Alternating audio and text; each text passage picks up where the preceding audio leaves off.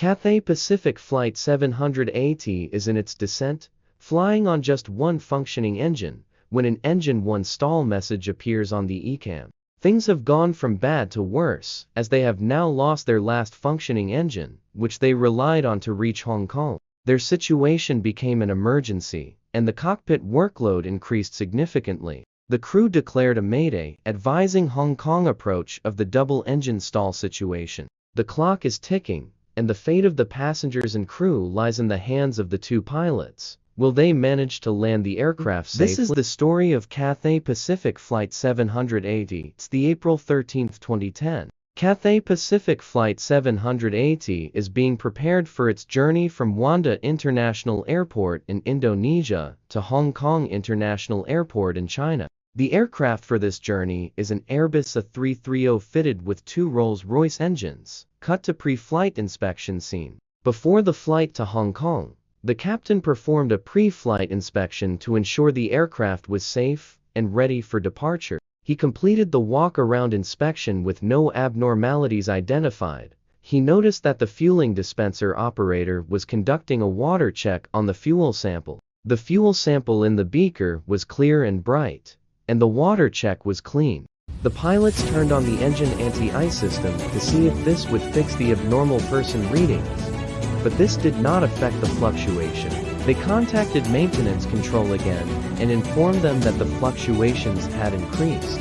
They asked whether it was safe to continue the flight to Hong Kong. The maintenance control engineer suggested that EPR fluctuations in Engine 1 could be caused by the flight computer attempting to adjust for the irregularity in Engine 2. He instructed the crew to monitor parameters carefully, avoid rapid thrust changes, and follow the flight crew operating manual FACOM procedures if any exceedances occurred. About 23 kilometers southeast of the international airport, the captain heard a faint pop sound, followed by a sharp ozone and burning smell.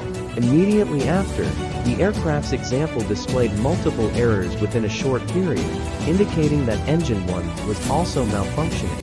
The second message signified an engine compressor stall, a potentially severe engine problem. The flight crew promptly carried out the necessary exam actions, moving the number 2 engine's thrust lever to idle, the minimum thrust setting position. They then set the number 1 engine to maximum continuous thrust to compensate for the low thrust of the number 2 engine. However, engine number 1's N1, the speed of the engine's low-pressure compressor, only temporarily increased to about 57% before dropping back to about 37%.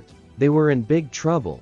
Engine number 2 was dead, while engine number 1 ran too slowly. Faced with the emergency, the crew promptly declared a pan to Hong Kong Air Traffic Control, urgently requesting to shorten their track for a priority landing. Permission was granted to proceed directly to waypoint lines. In response, Air Traffic Control alerted the airport fire contingent by declaring a local standby, ensuring emergency services were on high alert.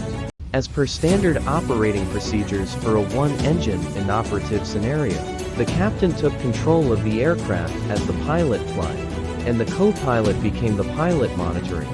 The captain instructed the cabin crew to prepare the cabin for landing. He also communicated with the in-flight service manager and informed her that there was an issue with engine number 2 and that ATC had granted them a priority.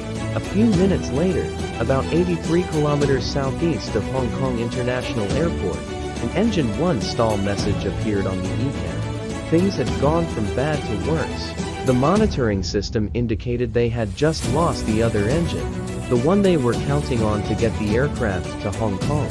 Their situation quickly turned into an emergency, and the cockpit workload increased significantly.